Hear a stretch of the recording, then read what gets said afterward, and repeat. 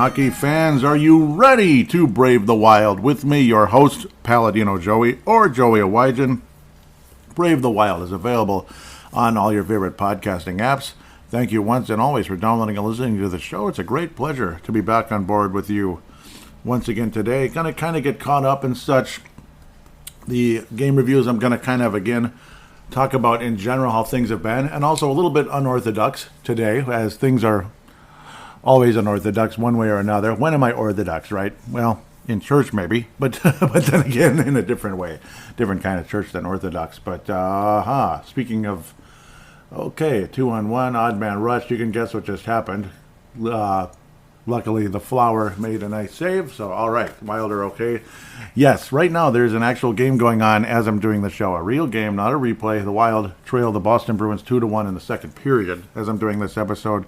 For the sake of time and these stinking doggone matinee games, as fun as they can be, say it's raining outside or something, yeah, or, and you don't have other things to do, and this and that, it's just kind of a lazy day, yeah, but for the sake of time with things today, Saturday afternoon, I'd rather do the show now as the game has progressed, at least one period in, 5 minutes into the second, might as well keep going and such. In a lot of ways, you can almost brush things with a broad stroke on the first couple games.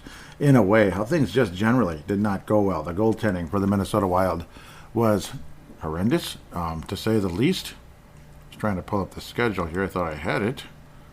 What did I just do? But no, I mean, things obviously did not go so well for the Minnesota Wild in the past, at the start of the season, starting off 1-3. At the moment, of course, 0-3 ultimately, and now trailing 2-1 in Boston, but at least the goaltending appears to be significantly better. Fleury off to a horrendous start, and Gustafsson not off to a great start either, and the play in front of them has definitely not been good. New York Rangers crushed the Wild 7-3 in the season opener, as the Wild have had great fortune in their season openers, generally speaking, especially in Xcel Energy Center. Great record in the X last year, but again, this is a frightening way to start things out. Shesterkin against Marc-Andre Fleury, who gave up all 7 goals. All 7 goals. The Wild offense does look good. The Wild have been peppering goalies. They've been scoring goals. Third in the league in defense assists so far this year, as now you got guys like Kalen Addison doing such a great job, obviously, adding to the offense and such, and he's part of the number 1 power play, the top power play for the Minnesota Wild. Marco Rossi's rookie year out off to as good a start as, say, Kalen Addison. So far, Kirill the Thrill does have 2 points a game, along with his best buddy on the team anyway. 8 points each, 4 goals, 4 assists for Kirill Kaprizov and Matt Zuccarello. Kalen Addison coming up third with 6 assists. What do you think of that? Absolutely great start for Kalen Addison. It's like, I guess he's ready to go. And again, putting him on the number 1 power play does help. Matt Boldy obviously was one of the main positives early on as well, with 5 points in 4 games. He opened up the first game of the season with 2 goals. Boldy has been absolutely great, and they're calling him a future superstar, at least certain locals and such like Kevin Gorg. And now there's Tyson Jost, who had a phenomenal preseason, not off to a great start, just 1 assist. He's been barely visible. And another guy, Marco Rossi's been barely visible, generally speaking, as well. But it doesn't help when you're stuck on the 4th line and not getting a whole lot of minutes. And, okay, he'll play on the second power play unit, but they're not out there very much. So Marco Rossi's definitely, it's been a slow start for him. But today, the good news is he has moved up. He's been with Boldy and Frederick Goudreau, again, him being Marco Rossi. He's been centering that line, so definitely some potential there. Unfortunately, it has not generated a goal just yet or any type of offense, but some interesting chances. Again, nice pass from Boldy to Rossi, but unfortunately did not finish. As things are going here, again, the game is flashing right in front of me with my new setup. I believe I talked about it on the last episode, and I also believe I talked about Timberwolves Explosion joining the Basketball Podcast Network, which of course is very much related to the Hockey Podcast Network, which is where the Soda Pod is, Isha Jerome and all that, one of the founding fathers of that page, if he isn't the founding father of it. Brave the Wild just might be joining the Hockey Podcast Network as well. Just kind of want to keep seeing how things go with the Basketball Podcast Network, but nice to be wanted. It is a great feeling. Brave the Wild, we'll see how that goes with them. Panarin had 4 total points in the game with 3 assists. Chris Kreider had a couple goals. Trocheck, who joined the Rangers not too long ago. Adam Fox, one of the best defensemen in the entire NHL. He's been having a phenomenal couple of years so far. And this New York Rangers team definitely looks like a threat. I thought of them as a team that could get at least back to the Eastern Conference Finals, if not to the Cup Final this year. And watch out, we'll see. I had Carolina ultimately beating the New York Rangers in the East Final, but who knows? Rangers look pretty good, but so does Carolina, generally speaking. Minnesota, not so much, but do believe things will turn around, hopefully. But again, sure, the goaltending's not been good. Marc-Andre Fleury, a lot of the early goals were not his fault, but then suddenly goals started becoming his fault more and more often with shots from way out in the point, high slot and all that. And it's just like, really, it doesn't help that nobody, and what I'm trying to say is nobody was screening the goal at all either. It was just a straight shot, straight sight and everything, line of sight for Marc-Andre Fleury, and still was beat on a couple, and extremely frustrating as well. Gustafsson, not so good against Colorado either. But really, who was the last year and a half, 2 to 3 years against the Colorado Avalanche, particularly in the Cale Makar era? New York Rangers game, very, very forgettable, and as certain Minnesota Wild media members might say, just flush this one out. Yeah, you'd like to flush it out, but we didn't because we gave up 7 goals again. Marc-Andre Fleury pulled in this one after giving up 4 goals early. That would be 11 goals in 4 periods for Marc-Andre Fleury to open up the regular season. Wow. Wow. Exquisite, right? Absolutely exquisite. Ouch. Pulled after the first period, as Jacques Lemaire used to say. This was definitely a more entertaining game. The Wild generated more offense, but unfortunately they kept giving up goals right afterward. Philip Gustafsson also gave up 3 goals, but in 2 periods. So definitely not as terrible, but still 3 goals in 2 periods kind of sucks. And now you're seeing the Boston Bruins go up 3-1. Great. Another breakdown, and of course a goal given up by our friend Marc-Andre Fleury. Of course, now 3 goals given up in this one, midway through the game, basically. So that's a goals against average of 6, about approximately, if Marc-Andre Fleury was pulled at this stage. Yeah, that was way out. The defenseman just kind of, no, that was not. That was a good goal and everything, but Jiminy Christmas, Lindholm of the Boston Bruins able to finish. Interesting numbers as well. When you talk about this one, of course, I will be distracted off and on because of the actual game flashing on the screen, probably into the second and third segment, or depending on how I put this show together, I might actually record the second segment a little later after the game. Hampus Lindholm with his 2nd goal of the season for Boston. I'm kind of deciding on the fly again. It's a busy schedule kind of day, and I don't know, and it's and this and that. So might want to just let the game play first and then catch up with it. But that's kind of how this game's going to be reviewed. The Boston Bruins, kind of on the fly, generally speaking. Kirill Kaprizov was a multi-point game, getting his first goal, and he also got an assist in the game, as he did have points in the first game as well. So that was always nice to know, at the very least. Against the New York Rangers, I mean, at least the offense has been visible in these games, but a 6-7 defeat at the hand of the Los Angeles Kings. Again, every time the Wild found the net, the Kings would find a way to score again, and it just was irritating to watch.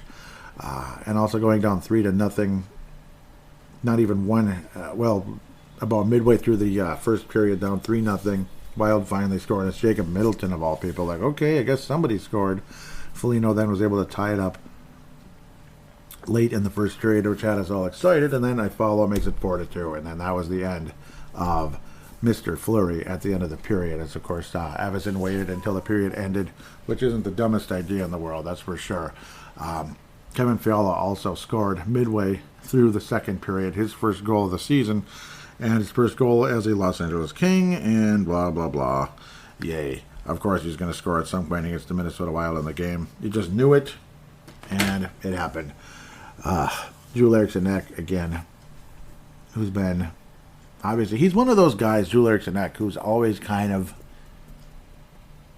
no matter what the situation is, the playoffs, the regular season, a good game, a bad game, Joel Eriksson Ek seems to be the most consistent player on the Minnesota Wild roster. Jonas Brodin, terrible in the first game against the Rangers, not good in the next game either. It's crazy. Again, bad goaltending, but bad defense and bad defensive forwards. Kalen Addison's mediocre defensively, but certainly brings the offense, and we appreciate what he can do there. But, again, it's kind of a messy start here. And in a way, kind of opposite in a sense of Iowa, where Iowa's not scoring at all on their losing games.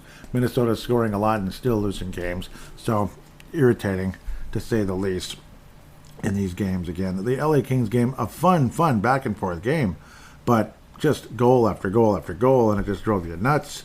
And you were hoping and praying the Wild would find the back of the net one more time for a 7th goal after Adrian Kempe had his 3rd goal of the season. Only 8 minutes into the 3rd period, so plenty of time. I mean, 12 minutes basically left in regulation for the Wild to tie it up, if not give up a goal and fall further behind. But all of a sudden, the Wild couldn't score anymore. But I suppose 6 goals, that's, there's how much gas is left in the tank in that situation. And the frustration then would mount again. I mean, you give up 7 bleeping goals in the game, and you end up losing again.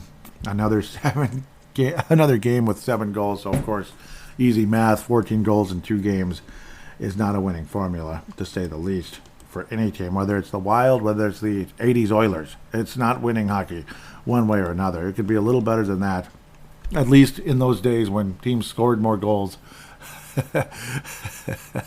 Guys like Grant Fuhrer still had a goals against average of about 3.5. So if you're scoring 6 or 7, you're still winning by 2 or 3 every night, which is what the Edmonton Oilers did in those days.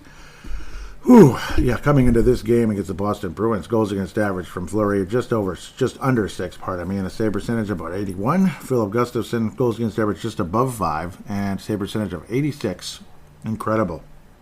Though Marc-Andre Fleury able to get the win versus the Vancouver Canucks, finally significantly better in that game. I know I'm jumping all over the place, but it's the first regular season show of the season.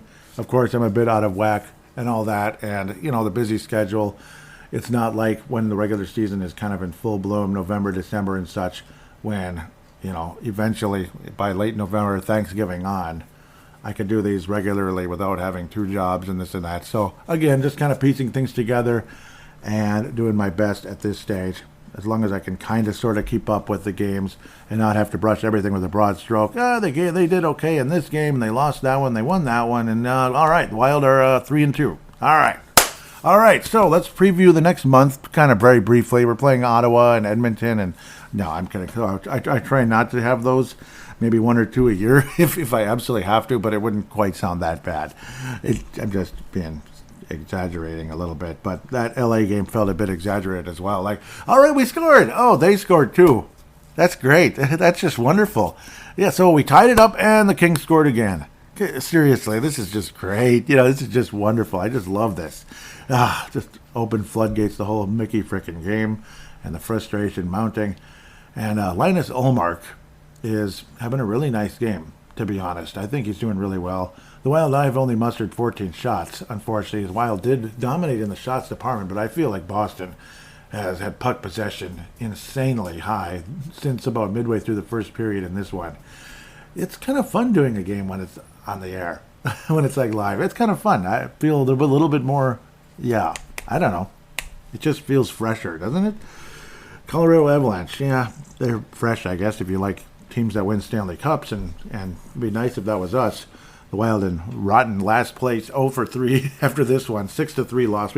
We gave up 1 less goal. It's progress. And a lot of people would tell you the Wild did play significantly better in this game, generally speaking, but the goaltending sucked, and the power play and penalty kill and all the same nonsense. Georgiev, who used to be the backup goalie in the New York Rangers, from King Henry and then Shesterkin as well. Now he is, with the Colorado Avalanche, kind of sort of starter, just like Darcy Kemper last year. Boldy, that look on his face. He just got a penalty. Yikes. Yeah, Wild have been getting a lot of penalties in this game. Anyhow, Nathan McKinnon, 3 points, a goal and 2 assists against the Minnesota Wild. Cale Makar, of course, another multi-point game. Are you surprised?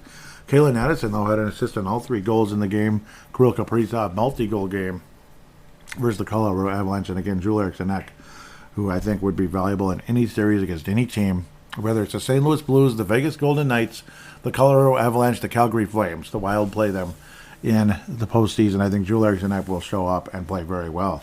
He actually won the faceoff circle for the day, 11-7 in the faceoff circle. He was the best man in the faceoff for both teams, if you can believe it, including McKinnon, Comper, and others. for the Colorado Avalanche. Tyson Jost, the former Av, also was good in the face-off circle, which made people feel good and everything. It helps for puck possession, and then you end up not getting anywhere, unfortunately. You end up, well, 3 goals isn't that bad, but it isn't that exciting either. Mason Shaw, again after Marco Rossi, barely got any ice time in the first 2 games on the fourth line, like 8 minutes, 10 minutes, and then was benched basically early on in the LA game. It was like hardly any minutes whatsoever. Mason Shaw called up to play on the fourth line with Dewey. It was the Dewey line, basically. Dewar and Dehaime, of course. Mason Shaw looks like a really nice bottom 6 center in the NHL, doesn't he? I think he's got it.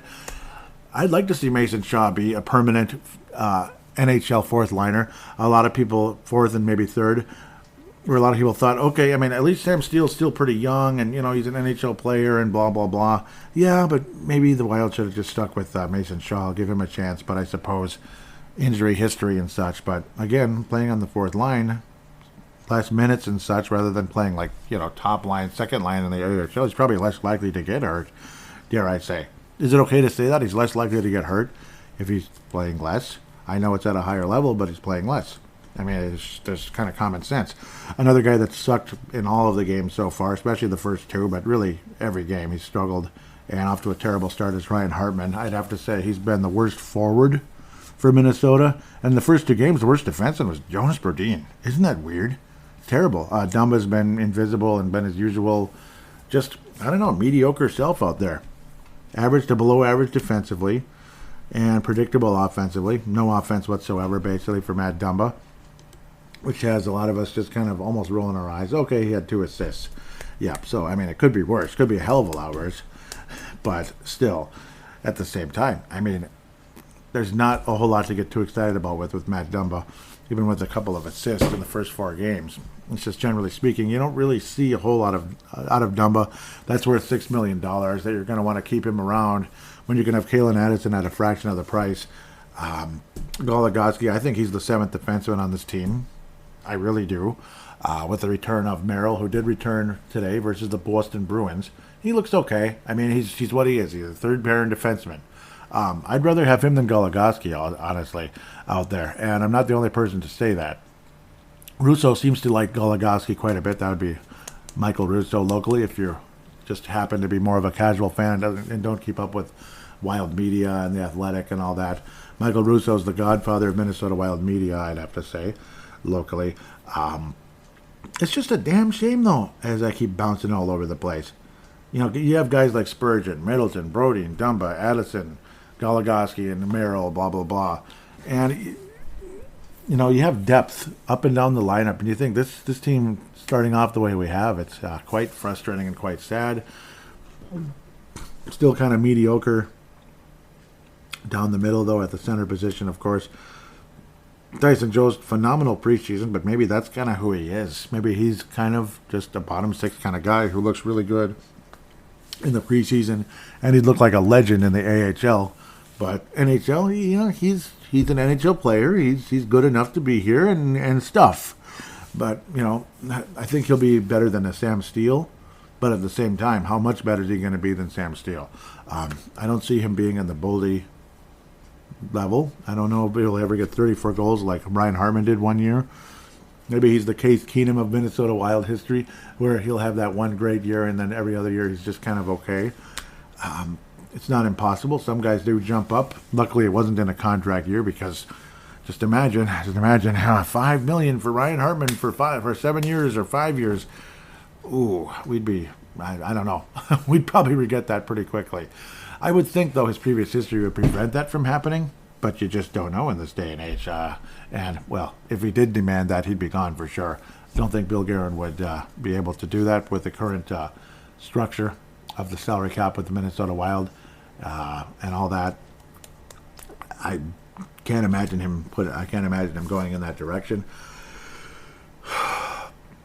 Guys like Goudreau, guys like Sam Steele, I'd kind of rather see Mason. I keep calling him Mason Shaw because of the Shaw in there. I'd rather see him be more of a full-time, at least, you know, fourth line center for the Minnesota Wild for the foreseeable future, Obviously, financially, he fits like a glove. He fits perfectly, and he's a good player. He's a good fourth line player who has the skill to score, and at the same time, you're not limiting him like you're limiting a Marco Rossi, keeping him on the bottom lines. So that's where a lot of us feel way the heck better right now at this moment, seeing Marco Rossi centering Boldy and Goudreau. Goudreau obviously is well liked, particularly by the head coach and everything. Dean Everson, of course, from the Milwaukee Admirals. But Goudreau, obviously, I don't see a long-term future with him in Minnesota as a valuable piece. He had a great season last year, but I don't know, that was 1 year, and that was all we've ever seen. Casual or serious NHL fans, pretty much hardcore NHL fans, have barely heard of Frederick Goudreau before he came here. To be quite honest, we heard of him, sure, but not really. You're thinking about the other Goudreau, right? The one who played with Calgary and is now with Columbus. He's one of those kind of guys.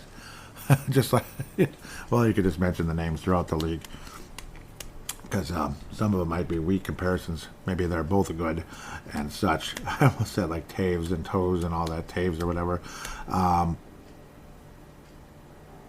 But again, just another game where you just felt, okay, we're playing Colorado.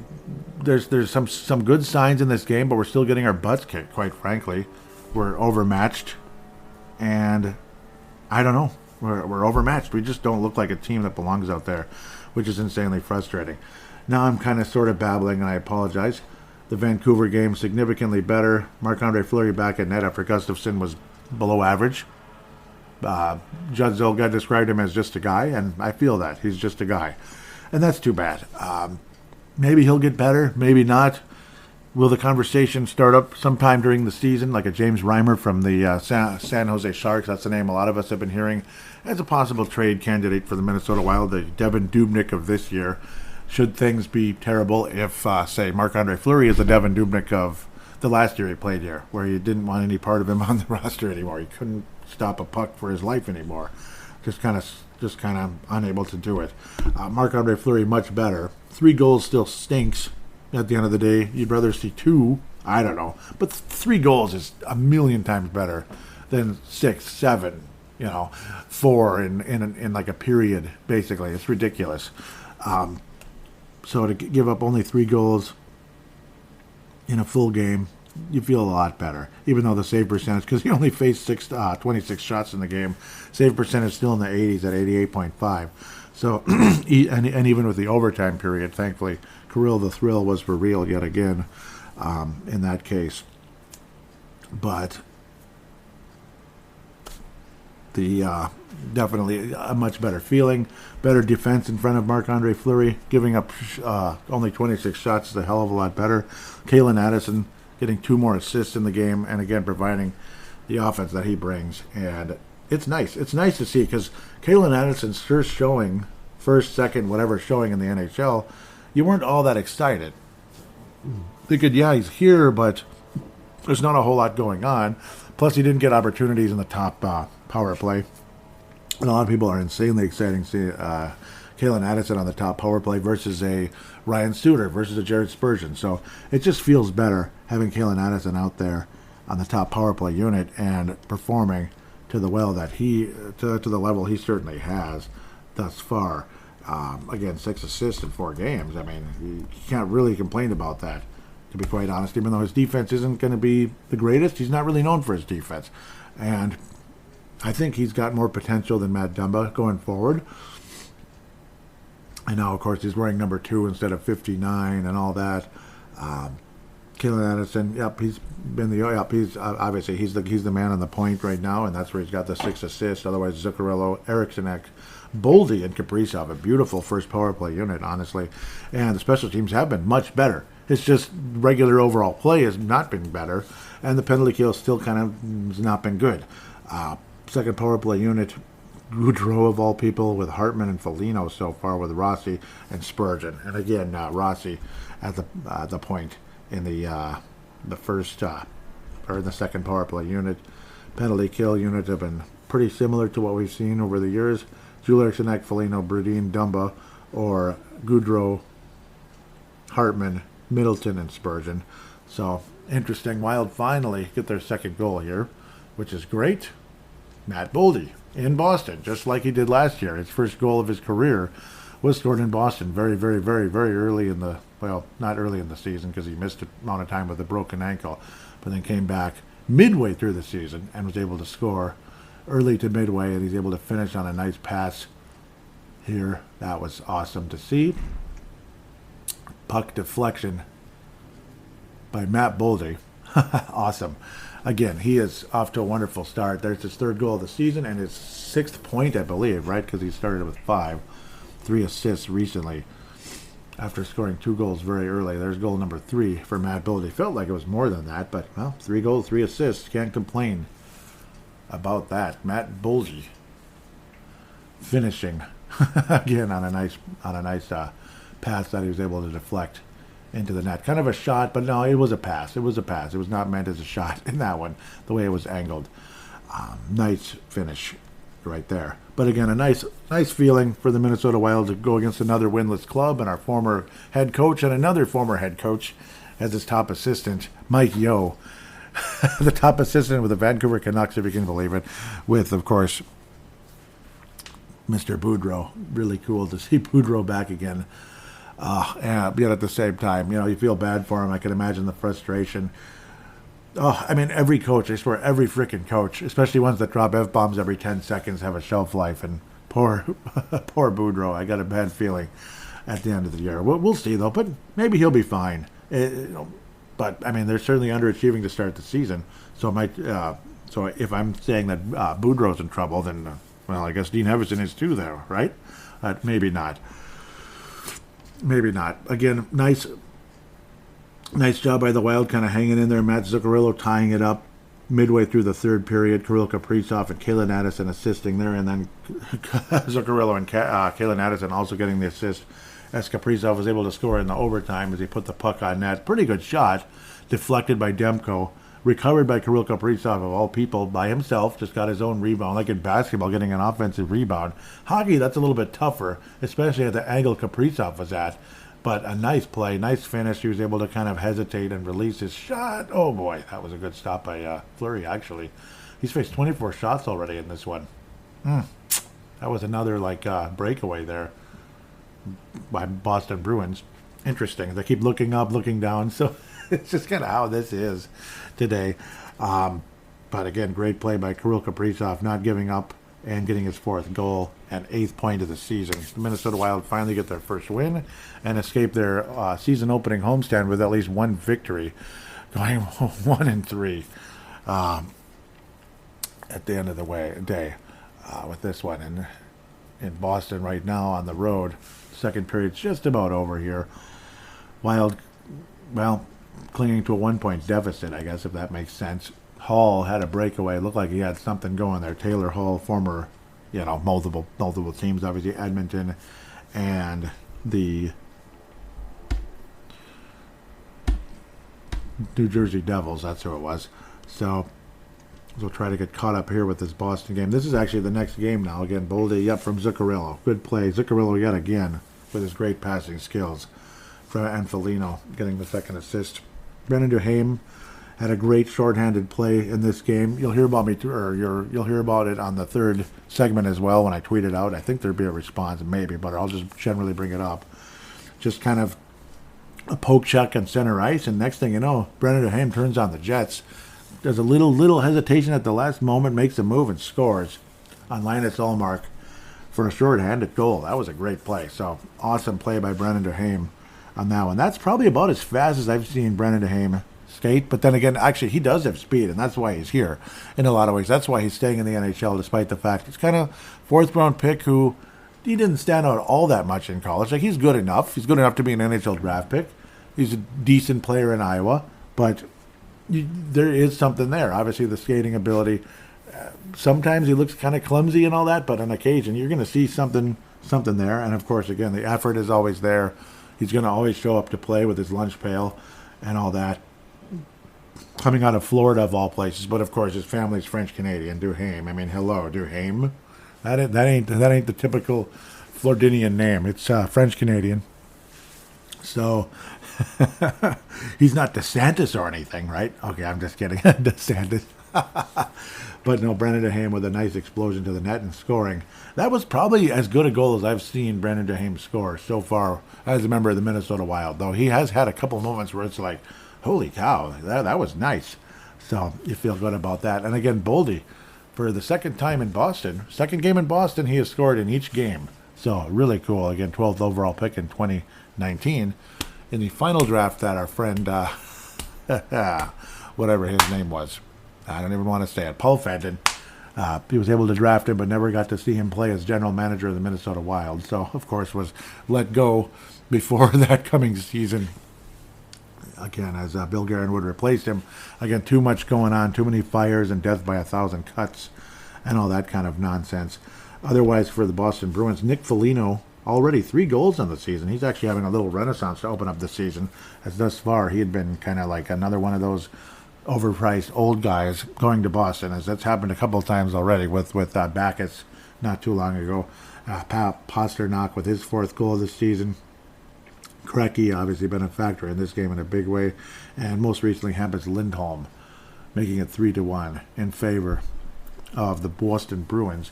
But now Boldy makes it 3-2 as the Wild are hanging in there. Hopefully the Wild have a shot to tie this thing up, as we'll talk about that later. As the show progresses. This is actually a really long first segment, but it is what it is. Actually, it's not that long considering this show is different. It's not like Purple Mafia, where the second segment on that show is insanely long, going over the NFL and such. But I enjoy doing it. No Vikings show, of course, this week, so that opens up a little time slot for me to do this show to get caught up with the Minnesota Wild fairly early here, which is good. So it's not like there's 10 games to kind of like brush with a broad stroke on Thanksgiving. That'd be kind of silly. I'm sure there'll be another show between now and Thanksgiving, given that wonderful day is still a month away. But of course, crappy, awful fall cleanups are starting up very soon. As you'll notice that leaves are coming down in some places. With that said, the Mike Modano Award winner for this episode, I'm going to go with Matt Boldy. I was thinking about it the whole time. He's the overall most positive piece in terms of when you consider, oh boy, we lost Fiala, what's going to happen to Boldy, blah, blah, blah. But Matt Boldy still looks like the guy in a lot of ways. Of course, Kirill Kaprizov is another guy who should get it. I think he's going to share it with Matt Boldy. Of course, leading the club in scoring, getting the game-winning goal, doing what he does, and not taking 5 games to score a goal like last year. Okay, that's an exaggeration, but yeah, it was a slow start for Kaprizov last year as well. But then he just exploded into a 108-point season. You're seeing Kirill Kaprizov play hockey. That's what you're seeing. You're seeing a guy who's a 100-point player, a legitimate 100-plus point player in the NHL, play like a 100-plus point player in the NHL. You're not seeing like a guy who's coming back from like a layoff, a guy who's, he's got his money now, so whatever, or he's held out forever, like when Gabrick came back from his holdout, and it took basically like a minor injury for him to get his head out of somewhere, as his timing was just off, and it was weird to watch for so long that year. It was insanely frustrating for the entire organization, where you didn't really see that last year. It was just kind of a slow start. The biggest complaint for this general team, defensively especially, was they looked kind of sluggish, like they're coming back from a Stanley Cup championship. That's what was annoying. You lost a 6-game series in the first round to the St. Louis Blues, a team you've played 3 times already in the first round. You lost in the first round again, and you come back all these months later playing like you'd won the Stanley Cup and are coming back from like a Stanley Cup hangover, like you've been, enjoying yourself, as they say, during the course of the entire summer, celebrating here and bringing the cup to Florida with DeHaan and taking it to Boston with Boldy, as they're standing right there. Spurgeon brings it to Edmonton, and I could go on all day. I could go on all day. Jonas Berdeen and blah, blah, blah. Kalen Addison. Well, actually, he wasn't on the team, but he wasn't really on the team last year. I'm just talking to myself here. But you get the idea. There was none of that. And the sluggish start to the season was insanely frustrating. So in a lot of ways, you could say, just generally speaking, the laziness would be the James Shepard Memorial. But if you have to name a single player, it's got to be, and it still kind of is, even though he's been a little bit better the past couple of games. Ryan Hartman is going to bring home the James Shepard Memorial, for a terrible start to the regular season. No, and at the same time, again, a lot of us very happy to see Marco Rossi suddenly moved up. A lot of us were afraid it's the same old thing. It's Ryan Donato all over again, where you just throw him on the fourth line. And why isn't he scoring? He's not producing. Come on. Why isn't he scoring? Fourth line and no real opportunity.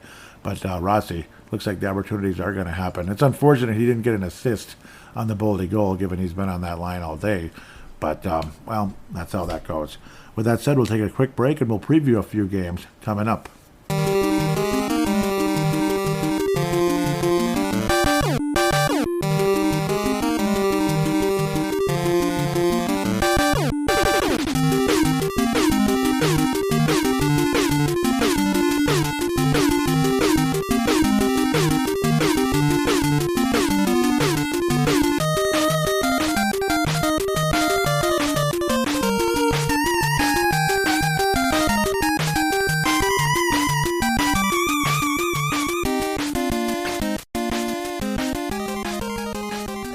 And we are back here on Brave the Wild, segment number 2. Time to look at who the Wild are playing in the next couple of weeks here, or week and a half, or whatever it is, the rest of the month of October anyway. And then we'll look at the prospects a little bit. Segment number 3 will be the ultra fun fan interaction.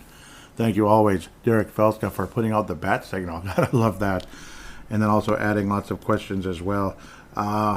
Minnesota will be heading to Montreal to play the Canadiens on Tuesday, October the 25th.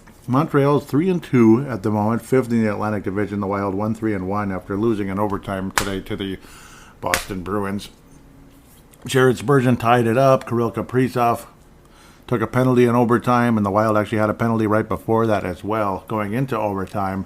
Extremely frustrating, no doubt about it, as the Wild never actually were full strength in the overtime period and ultimately lose with just moments left to the Boston Bruins. So, the Wild get a point. Woohoo. We have 3 points on the season in 5 games. Well, so much for all of us picking the spectacular record going into the month of October. I don't know. Well, you got a chance to pick things up a little bit. And why Pavel Novak keeps showing up in the injury report along with the roster in general and all that, it's kind of weird. I don't understand that. But maybe it's because it was such a dramatic illness. But it sounds like he is cancer-free, because now they actually did call it cancer. He's cancer-free, and that now after this, it's the long period of him kind of, recovering and getting ready to, getting back in shape and conditioning and all that, and getting back to playing hockey again. So, best of luck, Pavel Novak. Looked like an awesome 5th-round pick for the Minnesota Wild just a couple of years back. Montreal so far is, they're 20th in goals so far. The Wild 9th. This is unfortunately, pretty sure if this is not I think this is before the Boston game that some of these numbers were added, but it kind of is what it is. Minnesota's worst team, or second worst team in the league, 31st in goals against. Yeah, that's wonderful. Montreal 11th. Jake Allen's been doing pretty good. We'll talk about that shortly. Minnesota Wild will play Montreal again very shortly on November the 1st. We might actually be talking about both games on the next episode of Brave the Wild. There's a pretty good chance of that. You just never know. Montreal, again, like I said, 3-2 in their first 5. They beat Toronto in their opener, lost 3-0 to Detroit. Very impressive shutout victory for Ville Husso. A nice introduction for him as the Detroit goalie. Detroit, let's see. Yeah, let's see what happens. Washington Capitals then beat Montreal 3-1. These were both on the road, of course, for Montreal. Then they came home to play the Pittsburgh Penguins. Beat them 3-2, much to State of Hoppy. That would be Scott's chagrin. And then Arizona, Montreal beats them handily 6-2. Nice. So far, Minnesota Wild power play second in the NHL. We'll see how long that lasts, but at least that's working. Penalty kill still sucks, 23rd. Montreal 30th in the power play and 6th in the penalty kill. Interesting at that stage. So they're actually kind of the polar opposite. They have a good penalty kill. The Wild have a good power play, and they stink at the other, basically. So we'll continue from there. Thus far, the Montreal Canadiens, main goaltender has been Jake Allen, for the most part. Yes, but it's been a little bit of a plateau, but Jake Allen off to a wonderful start. Again, the former St. Louis goalie. He's been pretty good in Montreal for the most part. Only 2 goals a game, save percentage just under 94, 2-1 on the season. Is Jake Allen. Sam Motenbolt Also 1-1 on the season, 2.48 goals against average. We'd sure take that around here with a save percentage of .912. We'd certainly take that. No shutouts so far for Montreal yet. Great numbers. And obviously good penalty kill and such. Nick Suzuki leading the club in scoring, now the rising star, along with the other rising star, Cole Caulfield, former Chicago Blackhawk, Kirby Duck, also part of Montreal with 3 points. Sean Monahan, the former Calgary Flame, was basically given away, kind of like Kulikov with the Wild. Basically given away, like, here, take him. Unfortunately, you have to pay a salary, but yeah, go ahead, take him. Rem Pitlick, 2 games so far, no points. Again, former Minnesota Wild forward and Minnesota Gophers forward, Rem Pitlick, winger, whatever you want to call him. But Nick Suzuki leading the club with 6 points, 3 goals, 3 assists. Cole Caulfield with 4 goals so far and only 1 assist in 5 games. But point a game is point a game, ladies and gentlemen. Minnesota Wild hopefully can beat the Montreal Canadiens. I would hope so. Marc-Andre Fleury heading back to his territory, and French Canadian area. We'll just say French Canada. No. Quebec area. Yes, that sounds a little better. Hopefully, Minnesota Wild can take care of business. A little bit of rest time and being on the road and working together, this and that. Sometimes it can help build the chemistry a little bit better. And it is what it is. A lot of these players have been here for a while, so I don't know how much chemistry they need to build, but well, whatever it is, they need to improve in a big way. It looks like Kakkonen had 34 saves today in a 2-1 loss to the New Jersey Devils, as this is flying on the screen now. NHL Network at the time I'm recording this. Again, the Wild end up losing 4-3 in overtime to the Boston Bruins. So update there, unfortunately, with penalties happening late. But Marc-Andre Fleury respectable once again in net for Minnesota. So I'm thinking he's going to be the goalie for Montreal for sure. Ottawa, maybe you'll see Gustafsson, and I'd say why the hell not? Put Gustafsson in for that one. It's his former club. This and that. Unfortunately for them, Cam Talbot's out for months, I believe. It was like a couple months to start off the year. Was it 6 weeks? Something like that. Significant injury. It's like we got kind of lucky, I guess, in a sense, but maybe he would have got hurt here, maybe he wouldn't. But injuries happen, this and that. Injuries could happen to any player. We all know that, unfortunately. And, of course, Jordan Greenway was actually re-injured right away pretty much versus Vancouver. Nice to see the Grief line back together, but now we're back to the Jeet line, like Derek Jeter, Jeet. Yep, so it'll be like, nah, I don't even know what I don't even know what I'm talking about anymore. I think I'm going crazy. Feet, it'd be the feet line. Why did I say Jeet? Feet line, feet. So it'll be Foligno, Eriksson Ek, and Tyson. What do you think? Does it work? It's the feet line, not the fet line, the feet line. Why the heck did I say fet on the last episode? I must be an idiot. Feet. 2 E's. It's the feet line. Hey, they're I don't know. They just have nice feet, I guess. Maybe. I apologize. I can't help myself. Ottawa Senators, they kind of, they lost. No, they're down 3-2. They're up 3-2 right now versus Arizona. So it's the battle of the bad. Ottawa leading Arizona at the moment in this live game. It's just kind of cool to be doing this while live games are happening, because most of the time I record this in the morning these days, and then games are obviously not going on. So it's just kind of interesting. Ottawa's 2-2 at the moment. We'll see how that changes. They're ahead right now versus Arizona. Actually, I'm actually going to look that up here very shortly. Minnesota 9th in goals, as I already said. I'm going to try to stay away from that. But 12th for Ottawa, 14th in goals against for Ottawa. So they're middle of the pack versus us being kind of crappy. Penalty kill is 28th. So the Wild, with the power play of number 2 in the NHL, hopefully can capitalize. Again, Wild power play has been good. Ottawa actually has a decent power play, 12th in the league, 25%. We'll see how that changes during the course of the season. The Minnesota Wild will play Ottawa again on Sunday, December 18th, coming up. Senators, they're getting a little better. We'll see. Obviously, they have some very, very talented high-end players. Anton Forsberg has been the only goalie thus far, as obviously it's a tough situation there with Talbot being hurt. It is what it is. 2-2, 3.03 goals against. No shutouts, of course. Save percentage just above 90 on La Saison. But you got all these talented guys. Of course, Drake Batherson with 6 points on the season. God dang it. Sorry, 6 points on the season. Brady Tkachuk with 6 points as well. 2 goals, 4 assists for him. Alex DeBrincat, if I ever say it correctly. Maybe someday I will. Former Blackhawk, again, as they basically tanked in the offseason. Claude Giroux with 4 points in 4 games. So the offense is certainly there, kind of like the Minnesota Wild. The offense is certainly there. The defense is not so much. The defense, the goaltending, not so great in Ottawa so far. So basically, they're kind of in the same boat as the Minnesota Wild. I got to get moving. I better get moving. I'm looking at the time already with the episode. I apologize for babbling so much. Detroit Red Wings. Hey, I like Detroit right now. They got a chance to be something. It's nice to see them playing better. Of course, a lot of us got sick and tired of them as they made the playoffs every year from like 89 to just a couple of years back. But now they're starting to pick it up again. And, of course, you have Steve Yzerman as your general manager. Well, all right. They have not lost a game so far, except in overtime. They've not lost a game in regulation. 2-0-2 on the season are the Detroit Red Wings. They also acquired David Perron in the offseason, just like Ville. We'll get back to that shortly. December 14th will be the next time Minnesota plays Detroit. Detroit has lost overtime games. So, of course, if this was a real thing, the Detroit Red Wings would be 2-3 on the season. Okay, well, Detroit's goals, they're 12th in goals, 9th in goals against, again, Ville Husso, and the net's going to improve you.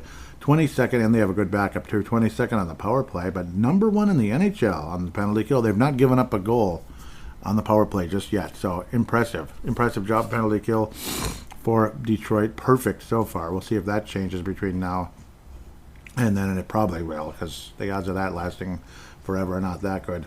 Ville Husso and Andre Ned, let's just say Nedeljkovic. Oh, that's not too bad. I think I'm wrong on how I'm officially pronouncing it, but let's say Nedeljkovic. He's not too bad. He's not too good. He's a solid young backup. Actually, he's a decent young backup. There's Alex, we'll say, giving up just under 3 goals a game. Save percentage about 91, though, which isn't that bad. Husso did have a shutout to start things out, but since then, unfortunately, he's given up a couple goals. In fact, he gave up quite a few in his next game, so he's down to 2.5 goals against. He gave up 5 goals in his second game, so that's a kind of different situation there, unfortunately. Burning up in here, pardon me. Dylan Larkin, not too surprising, leading the club in scoring with 5 points in 4 games, 2 goals, 3 assists. Same with Dominic Kubalik, not too bad. Ole Mata, these are really interesting names. Very, very interesting names. All 5 points apiece. David Perron, also 3 goals, 4 assists. He's leading the club in goals. 3 goals, 1 assist for 4 points. Apologize there. And Oskar Sundqvist also with 1 goal and 3 assists. That rhymed, sort of. Tyler Bertuzzi has gotten into only 2 games and has an assist so far. But, you know, it's a team with an incredibly good penalty kill. Obviously, good defenseman. You have Dylan Larkin as the top center. David Perron's also a very nice player. There's something here in Detroit. They might get back to the postseason again, maybe, possibly, in the Atlantic Division. So what will happen with Minnesota versus Detroit, Minnesota versus Ottawa? There's a chance for the Wild to win a couple games. I don't think we're going to win in the Detroit game, unfortunately, as I'm kind of jumping ahead too far here, and I apologize. So the Wild will beat Montreal. I think the Wild will beat Montreal and Ottawa, but I got a feeling the Wild do not beat Detroit, unfortunately. I got a bad feeling about that one. I think the Wild beat Montreal. Final score of like somehow, some way, we're going to win 4-3, something like that. Ottawa, it's going to be maybe a little better, but it's going to be higher scoring as well, like 5-3, something like that. Minnesota will win that game 5-3 versus the Ottawa Senators. Most likely got to score versus Montreal. Let's say, like to go with Matt Boldy again. He's going to keep his thing going. Ottawa, Minnesota, most likely guy to score for the Wild is going to be Jared Spurgeon, believe it or not. Detroit Red Wings, Mike Modano. No, I'm kidding. Long ago, maybe. But versus Detroit, Kirill Kaprizov will be the most likely guy to score, but the Wild end up not winning that one. Final score, 3-2. Minnesota falls to Detroit, 3-2 versus the Detroit Red Wings.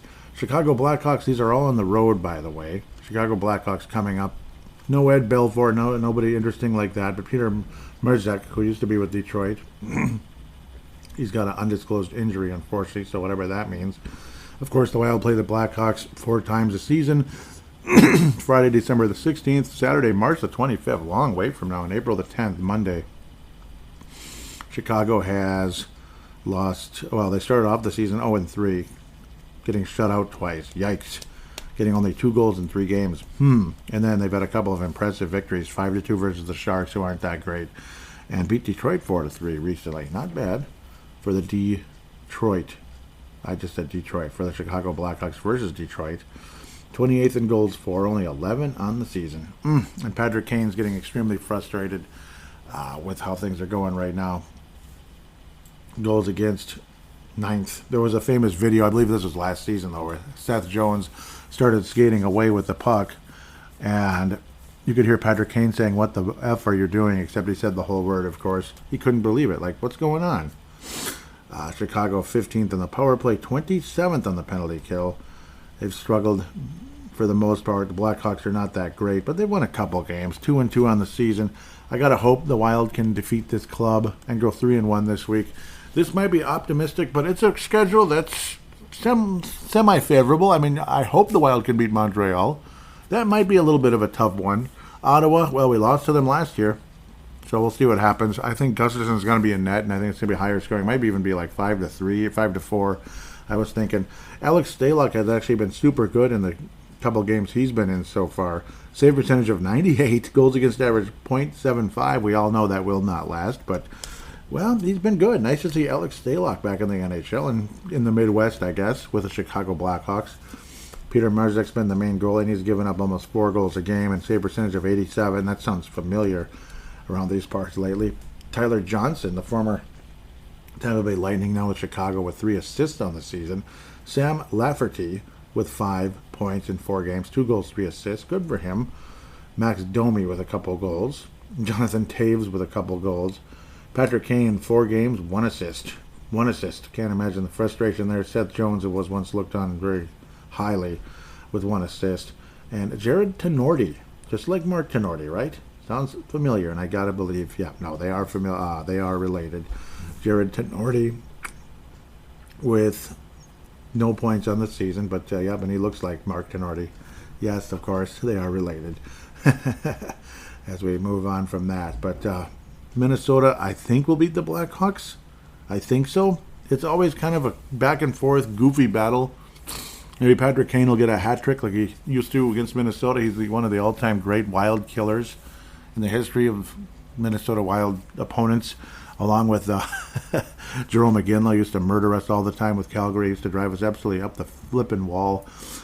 It's just funny. Jonathan Taves is actually ahead of Patrick Kane, and you can't imagine the frustration just despite the fact that both of them are making a ton of money. They're kind of the Parisian suitor of the Blackhawks right now, and it's safe to say that. They are. Like it or not, they are the Parisian suitor of the Blackhawks. Financially, and probably they probably can do whatever they want, that kind of thing. I can't imagine it's a great vibe in Chicago right now. Obviously not winning too much, and I don't know, and it looks like Patrick Kane has just kind of almost like, get me out of here. You know, I have my money and everything and blah, blah, blah, and I've had my contract and been making millions and millions of dollars. We won cups here, but that was like ancient history now. Like Chuck Knobloch once said, 6 years after the Twins won their second World Series, Chuck Knobloch says, yeah, that's ancient history now. Like, he wants to move on to a different team. He got a couple more rings with a certain New York baseball club. They're just called the New York baseball team, because the Yankees is offensive. It's so offensive. I'm offended by it. The Yankees? Oh, no. That's so bad. How dare you be American? That's terrible. Okay, I'm just making fun of media these days and everyone else that complains about that. But Minnesota should beat the Blackhawks. I gotta hope. Maybe that'd be funny. Alex Stalock and net, and he shuts us down really bad. It'd be kind of frustrating too at the same time. It's nice to see him having a little renaissance here. Probably his last good year in the NHL. Maybe he'll have one good year here and then just retire. Who knows? I'm not hoping he retires. I mean, if he wants to play another 5 years and he's able to, so be it. Alex Stalock, though, 35 already. Wow. And he was born July 28th, just 1 year or 1 day before me in the month. Of course, I'm much older, 79, so I'm 8 years older than him. Literally almost to the day. It's kind of funny. But, hey, I mean, best of luck. Goalies can hang on. I mean, Marc-Andre Fleury's still playing, so we'll see. Alex Stalock definitely has had his share of injuries and illness and such. Great to see him going. It's a nice story. Unfortunately for the wrong team, but he's off to a hell of a start for the Blackhawks. The most likely guy to score in this game is going to be Marco Rossi. Marco Rossi is going to score against the Chicago Blackhawks. The Minnesota Wild will win the hockey game in a lower scoring effort. Lower scoring effort. Wild and Blackhawks, low scoring. What do you think of that? 3-2. Minnesota beats the Blackhawks 3-2. Marco Rossi will score at his first goal of his career in the NHL if he hadn't already. This is when it'll happen. Maybe he'll have a few assists in between now and then. Maybe he's already scored 2 goals by the time he's gotten here. But by this point, he will, if he hasn't yet. And it'll be a good feeling for all of us. With that said, we can look at the prospects really quickly here. As some of them off to good starts and other thing. As for the Iowa Wild, good start is quite an aberration. Good start, huh? Yeah, they have like 3 goals in they have like 3 goals in 3 games basically so far. Sammy Walker. They're calling him Samuel Walker. Samuel Walker. He's one of the Pilgrims. Okay, sorry. With 1 goal, 2 assists, or 1 goal, 1 assist in 3 games so far. It's not been the prettiest thing we've ever seen. Zane McIntyre's gotten 2 losses so far with a goals against average of 2.65. It's been low scoring, and the Iowa Wild have actually been shut out twice. They've been shut out so far. At least given up, scored 1 goal in one of them and a shutout in one of them. It's been extremely frustrating. Jesper Wallstedt in 1 game so far has given up 3 goals, and of course was pulled to try to, have the extra attacker. So that's why the goals against average is 2.81. But Jesper Wallstedt ended up being one of those overtime loss type of deals. Unfortunately, 0.88 goals against average, so 88. Ty Running, the son of Cliff Running, former Minnesota Wild's center/wing or whatever the heck he played while he was here. Number 77. Yeah, he's playing wing now. It's Cliff Running, 7th round pick by the New York Rangers in 2016. Is part of the Minnesota/Iowa Wild situation here. He played for the Hartford Wolfpack last 3 years. 39 points last year, but nothing all too special. Unfortunately, 7th round pick, kind of playing like a 7th round pick, dare I say. I know it's kind of mean. Michael Milne looks like the Iowa Wild borrowed him for a game, which is cute and everything, as he headed back to the Winnipeg Ice, WHL. That's kind of cool that he got to play. Just turned 20 years old just recently. 20 years old. Interesting. Sam Hentges so far, no points in the 1 game he's played. Damien Giroux's been disappointing the last year and a half, unfortunately, and he's got nothing going on. Damon Hunt with his first professional point for the Iowa Wild. 1 assist so far in the 3 games. Joe Hickett still hanging around, the former Detroit Red Wing. Turner Ottenbright with an assist as well. But only 1 guy has 2 points so far, and that's Sammy Walker, former Gopher and all that. Free agent acquisition. 1 goal, 1 assist. And, of course, Mason Shaw's up with Minnesota. Nick Sweeney also has a goal.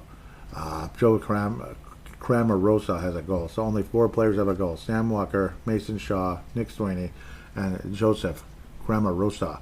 Not a pretty sight so far with the Iowa Wild, and those are, of course, the main prospects. Interesting guys like Sam Hentges finally being in the pros and everything. It's really exciting. Damon Hunt. Oh, God, I can't wait. Ryan O'Rourke has been in 3 games, and he's a -3 thus far, unfortunately. So that kind of sucks. But the whole team, the vibe isn't all that great so far in Iowa, and it wasn't that great last year either. Hopefully, we'll see improvement in the offseason. Adam Beckman, no points either, and he is a -3 in 3 games. You can tell I'm real excited, right? No, not really. Vladislav, first off, is moving overseas for now from Iowa. He'll be playing in the KHL, so we'll get caught up with that as the season progresses. He's obviously not in college anymore. Marshall Warren, of course, college season did start. 1 assist in 3 games so far for Boston College in his senior season. Off to Iowa he goes by April or whatever. See if they win the national championship, maybe. Hopefully not if it's against us. Nikita Nesterenko, 2 assists in 3 games so far for Boston College in his junior year. Matt Boldy's former club, of course. If we continue to move on, and I try not to cough to death. Hunter Jones thus far. Yep, that's what I thought. ECHL, 5 goals against. I don't know. I just don't know. I mean, you think it's a bad vibe in Iowa with the Wild, but the Heartlanders haven't been so good either. Last year was extremely frustrating. Should I torture us some more? No, I'm not going to torture us with certain players. Who's Nadinov so far in the KHL? He's taken a major step up in 20 games already. Jeez, they got going, didn't they? 7 assists, 2 goals, 9 points. He's just 3 points behind last year's total in 32 games. Hopefully a lot more games to come for Marat Huznadinov, who obviously looks more and more promising, and again, recovering from that shoulder injury in the past. He looks absolutely good, and he's taking a step forward.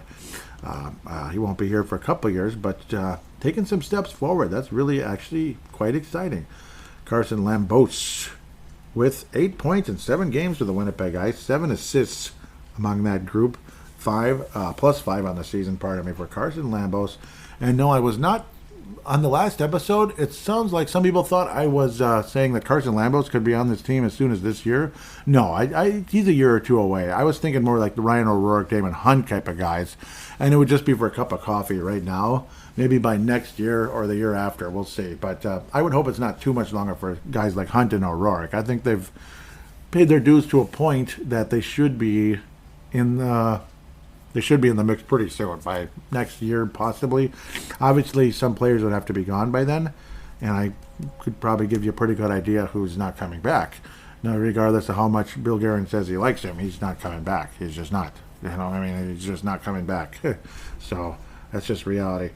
Jack Pert, St. Cloud State, 2 assists, 5 points, and yes, that was Matt Dumba, by the way, in case you're annoyed with me not saying who it is. 2 assists in 5 games for Jack Pert with St. Cloud State. As they continue to move forward, I need to check something, but Cadian Bankier, Kamloops Blazers, still with 10 points, taking a step up this year a bit. Looks like he might be taking that next step, where the last couple of years he was slightly under a point a game. Now he's over. So hopefully this is a continued thing at the end of the day. It would be extremely exciting, actually. But always nice to see young guys taking steps forward. That's always a big thing. Cadian Bankier, who was about a point a game the last couple of years for the WHL, and now looking like taking a step forward. 7 goals in 7 games. Actually, that's pretty impressive. Kyle Masters, defenseman, also with Cam Looms now, 5 assists. Another guy taking a major step forward, considering last year with the Red Deer Rebels, plus 24. That's really nice and everything, but only 14 points in 65 games. He's already got 5 assists in 7. So pretty damn exciting, to say the least. Josh Pilar, Saskatoon Blades, yep, taking that step forward as well. Was awful with the Blades when he first got there last year. Looked super good with Cam Looms for a little while, the Blazers, and then was traded away. He started to drop off, and things definitely took a step backwards last year for a bit, but now looking like taking a step forward. 7 assists, becoming more of a playmaker this season. Plus 9 in 8 games, extremely impressive. Those assists, it looks like some good chemistry going on there. Nate Benoit, Mr. Point-a-Week guy, with 3 points in 7 games. Already matches last season's total with the Omaha Lancers anyway. Not the whole season. It was 9 points when you could combine Tri-City Storm and Omaha in 59 games. It was 9 points. So hopefully there's a step forward here. Omaha Lancers. I remember I used to have a shirt from there. My aunt got it for me when she lived in Nebraska many, many years ago. Omaha Lancers. That's kind of interesting. It's a junior U.S. hockey club, of course. It's been there for many, many years. Kind of cool. Liam Ogren, 3 points so far in Suite 1 for Dejur Gardens in 10 games. 1 goal, 2 assists. Of course, super young, and it's a professional league already. Danila Yurov. As with this guy, we have to go with elite prospects. some guys you can have it on Hockey Database, Hockey DB, but other ones you got to go to elite prospects. You get better foreign coverage at times on that one. So far in the KHL for Metallberg, let's just say Metallberg, 2 goals, 2 assists in 20 games, so decent. Obviously, again, compared to 0 points last year for the same club in 21 games. So there's some progress there. In the MHL, he had 1 assist in 1 game and projected at 14 points in 67 games in the KHL. And no, of course, I'm not one of the people saying, oh my God, no points last year in the KHL. It's a pro league. He was like 18 years old. He was super young. So, I mean, he was 17 turning 18 last year. So, obviously, I'm not worried about that at all. Really impressed with the skills and all that, and like his future, honest to God, as we attempt to move forward from this one. It's weird how certain sites cover certain things and certain other sites cover other certain things, but that's how it goes. Hunter Haight with only 1 goal, 1 assist, 2 points so far for the OHL. Barry Colts, a very familiar name in the past. He's a center for that club, but again, insanely expensive. Insanely young, pardon me, as I'm talking weird here. Riger Lawrence, left winger. For the University of Denver, the defending national champions for the 19,000th time already. No, I'm just kidding. They have like 20 national championships basically already there. NCHC, 1 goal, 1 assist as a freshman. 2 assists, 2 points, pardon me, for the University of Denver. For Riger Lawrence, good for him. And Milne, up 1 game in the AHL, but probably going back to juniors. Obviously, he's super young. Ryan Healy, Harvard University, nothing showing so far, so I'm not sure what's going on there, unfortunately. Harvard, Ryan Healy had 21 points last year for the Sioux Falls Stampede in the U.S. Hockey League. Speshik, so far 6 points. Yep, David Speshik. 6 points so far in 9 games with 2 goals for the Sherbrooke Phoenix of the Q. Very good for him so far. Up to a decent start. Getting 6 points in 9 games is not bad for a young defenseman like that. Petrovsky, some people really like him actually. 6th round pick. OHL, 8 points already in 7 games for the Owen Sound attack. And he's a +3. Good for him. Good for Servak Petrovsky, if I'm saying that correctly, out of Slovakia. Not Czech or Czechia, but Slovakia. So that's the other side of the equation there. Pretty cool. With that, we'll take a quick break and we'll get to fan interaction and have some fun.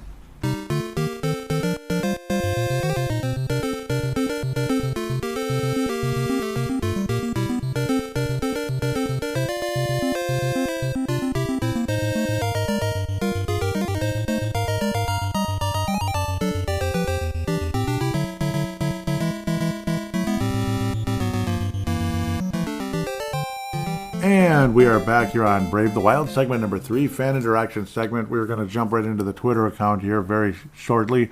Also want to mention that Gopher Hockey right now is skating to a 4-4 tie in overtime with North Dakota Fighting Hawks' Brock Faber and co. He's obviously another major prospect we might want to keep up with, and occasionally I forget about because I'm an idiot, because I always just look at the draft picks instead of actual players that might have to be a part of the organization as well. Brock Faber, so far for the Gophers this year, already 4 points. He's the captain of the Gophers, of course. 1 goal and 3 assists thus far for the Gophers. And it's his junior year, but 99% chance he will play for the Minnesota Wild as soon as April, hopefully with a national championship ring coming his way after holding that beautiful trophy up in the air come April. Hoping. Gophers possibly going to sweep the North Dakota Fighting Hawks. Took a 2-0 lead. Hawks came roaring back, took a 4-2 lead. Next thing it's 4-3, and now it's 4-4 again. So the Hawks at 4 goals in a row. Here come the Hawks looking to win an OT, but it looks like they won. Son of a gun. No, yep, that's a goal. And they're acting like they won the national championship. That figures. Well, that sucks. Gophers number 1 ranked in the nation. North Dakota ranked 7th. We'll see how things change going into the season. Technically, the Gophers won this series, having won game 1 and losing this one in OT. A tie, of course, would have been better, but I don't know. I guess it's a split.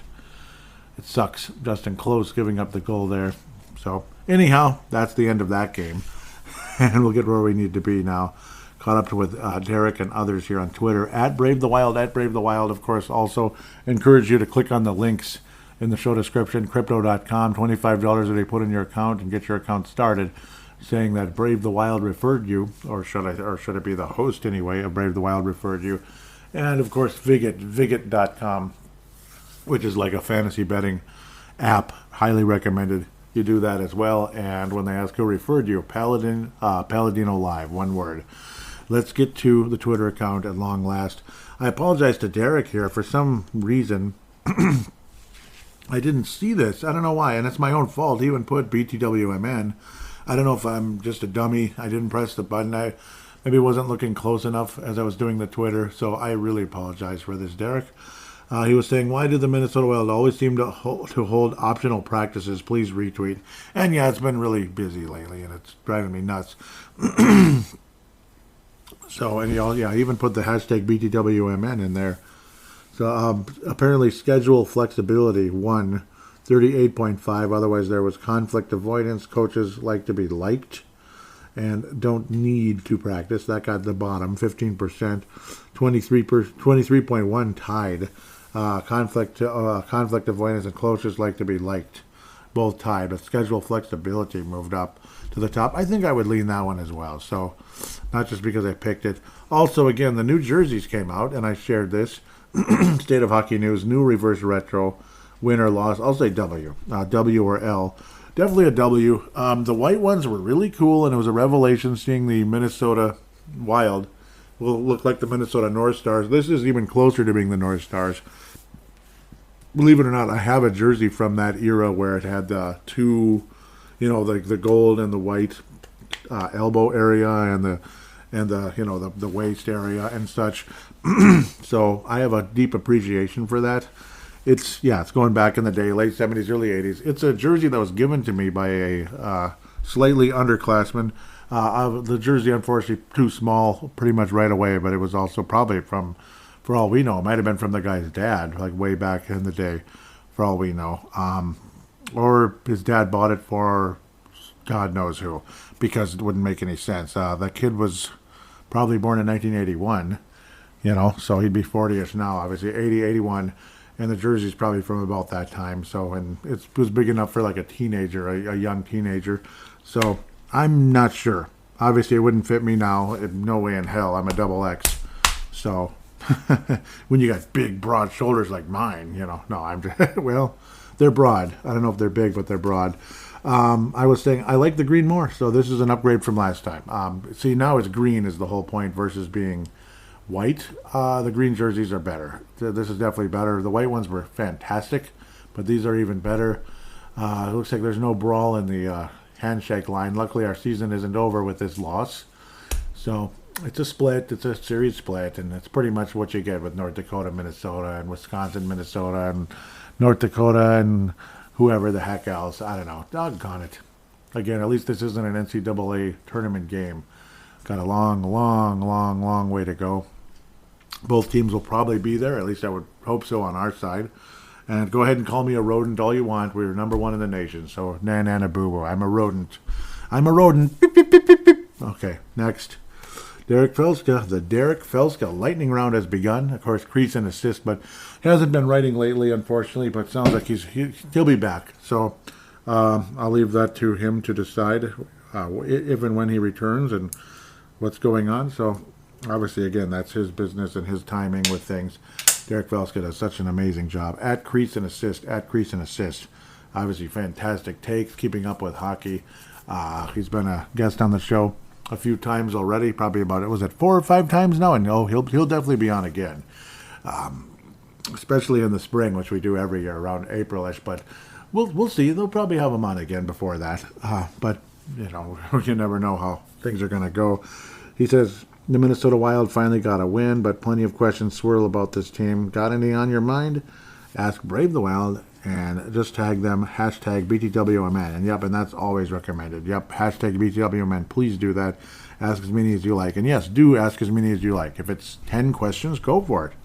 As certain people have done in the past, like Tom Hayen and Derek and others. Maybe not 10, but some of these, they'll show up. I'm going to come back to those a certain way. Because they'll show up in the feed anyway, rather than looking in the reply group. Derek says, are the Minnesota Wild messing up Marco Rossi's development, or is it simply that he's not quite NHL ready yet? At least for a top 6 role. That's a good question. It really is. And it's something that a lot of people would like to know. Like, what is going on? I don't like the whole fourth line thing. The take that I've agreed with the most with the local media is putting him on the fourth line is just there's no reason to do that. Either have him in the top six or have him in Iowa. And some people are like, you know what? Enough of this Iowa bull crap and enough of the fourth line bull crap. Just have him up there, give him a chance, sink or swim. If I was head coach and I was running an organization and I had a good enough feeling about Marco Rossi, I'd say sink or swim. And today kind of was a bit more of a sink or swim when he was put with Boldy and Goudreau. Again, him being Marco Rossi. I hate when people just say him, he, him forever. When you don't know who the heck, maybe you lost a small part where I mentioned the person's name. It's better to have him with that group, and of course being on the power play, be it the top unit or the second unit, the first or second unit anyway. Marco Rossi needs the opportunity to be on the ice rather than just rotting on the fourth line. Whatever you thought of Ryan Donato, Marco Rossi's got a higher ceiling than Ryan Donato. I know people like State of Hoppy had really high feelings of Ryan Donato, and I don't blame him. And having Ryan Donato rot on the fourth line was kind of crappy. It was kind of crappy, and next thing you know, I don't know, things didn't go in the right direction there, unfortunately. Derek continues. This is another name that's, despite the fact he's on the third pairing defenseman, he's still doing really awesome because he's on the top power play unit. And that guy's name is Kalen Addison, number 2. And maybe the number 2 prospect on the team at the moment as a prospect. As Boldy, to me, is no longer a prospect. He is an NHL regular and a top 6 player in the National Hockey League. Whether he's a future superstar or not, he is definitely a top 6 guy, Mr. Matt Boldy. Will Kalen Addison win the Calder Trophy as the league's top rookie, as he's off to a good start on the team's third pairing? I think he'll be in the conversation, and why the heck not? Is this just like a quick little spark, and things will kind of come back down to the norm, so to speak, and Kalen Addison will wind up with 25 to 30 points this year? Maybe there is something there, and it'd be great. Obviously, Bill Guerin and co. were very high on Kalen Addison in Pittsburgh, and they were very high on him when giving up Jason Sucker, who at the time looked like the kind of guy you just don't trade away, because what did the Wild lack so much when Bill Guerin first got here? Speed. They lacked speed. And how did the Pittsburgh Penguins defeat the San Jose Sharks? Speed. The San Jose Sharks could not keep up with the Pittsburgh Penguins. Like me and Derek talked about many times in the past, and of course most recently on State of the Wild 2022. Great show. Check it out. It was a great show, and Derek was the reason for that, no doubt. We talked about how when Pavelski, of all people, Joe Pavelski called into Paul Allen, PA Paul Allen, local on KFAN, called into the show during the Stanley Cup Finals, and he's like, "Hey, how's it going? Thanks for having me." And it was just like, oh my God, he sounds absolutely wasted. Like, not drunk, but like burnt out, like just completely tired, and just defeated. He was so tired. It was after 2 games, I believe, in the Cup final at the time. He was just, hi, why are you having me call in? I'm exhausted. It was kind of almost like that. So there's a reason he was exhausted, because they just simply couldn't keep up with the Pittsburgh Penguins, and that kind of identity is where the Wild have headed the last couple of years, which is fantastic. Unfortunately, the stupid Gopher game ending, I better change the channel. I can't watch some of the other stuff. Not really show related, so let's get to NHL Network. Right here on the fly. Perfect terminology for what I'm doing, on the fly. Switching to the NHL live game. This is great. Live hockey, not replays, live hockey while doing Brave the Wild and getting a perfect view of it. Philadelphia Flyers are beating Nashville 3-0. Well, all right. Okay. Philadelphia Flyers are beating Nashville 3-0. The same Philadelphia all of us are saying is basically going to be like the worst team in the league this year. All right, well, I'll talk about that later. Sorry, I'm babbling way too much. Kalen Addison. Will he win the Calder Trophy? Probably not, just because I think somebody else is going to emerge. There'll be a Robertson type guy who's going to emerge. But it'd be great. It'd be great if he could. And yeah, I would love it. It's a fun question. Next one is which NHL coach, this is Derek, do you think will be the first one fired this season? Which NHL team has been the biggest surprise in a good way so far? Philadelphia. Just the fact they're up 3-0 right now. No, I mean, I'm going to come back to that super shortly here. I'm going to come back to that. I want to get this in front of me here really, really fast.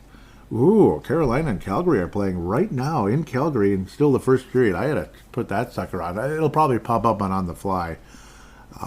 Yeah, Boston's doing really well. They're in first place. Pittsburgh's 4-0-1. Impressive. I'm sure Hoppy's doing very happy about that. Detroit's they've only played 4 games, huh? Well, they've got games in hand then. Isn't that great? Don't you love it? How people have games in hand. Dallas has been pretty surprising. They're undefeated so far with Pete DeBoer as head coach. Seattle would be in the... Yeah, who cares? They're not going to make the playoffs. Biggest disappointment is probably Minnesota so far. Did I say that out loud? I would say Minnesota's the biggest disappointment so far. I know you didn't include that in there. They're the biggest disappointment so far. Oh, yeah. New York Islanders still screwing around, only 2-3. Come on, Islanders, they need to be better. Philly's 3-1, and they're about to be 4-1. They're doing pretty good. Biggest surprise. It might be Dallas, kind of, sort of, but we'll see how long that lasts. Geez, they have a 12-goal differential, 20-8 so far. They have been great. They are the biggest surprise. NHL, biggest surprise, the Dallas Stars. Biggest disappointment is the Minnesota Wild. I have to say it. They are the biggest disappointment. Not just because I think Minnesota is a Stanley Cup contender, but because they're not playing very well, damn it. Jason Robertson, only 1 goal but 4 assists. Good for him. It's they've got a lot of aging players in that club, the Dallas Stars. You got Tyler Seguin, he's getting older. Jamie Benn has nothing in 4 games, nothing. He's just a -2. Yet they've been just phenomenal. They have the best goal differential in the NHL. Pavelski still got it in his older age. Jake Ottinger, I think, is becoming one of the better goalies. I really do. And don't forget the 70 saves he had in a game last spring against the Calgary Flames in Game 7. The Flames just put the puck... I mean, I've never seen anything like it. It was like the Edmonton Oilers, the 80s Oilers versus somebody else. I don't know, somebody else who wasn't good in the 80s. Like Detroit was actually not good in the 80s. They were the dead things still. And, Edmonton would put on 1 million shots on net and kick their butts and stuff. It was kind of like that. And they still almost won the game because Ottinger was that good. Calgary should have won that game like 11-3 or something crazy. And they won they won in overtime. It was just crazy.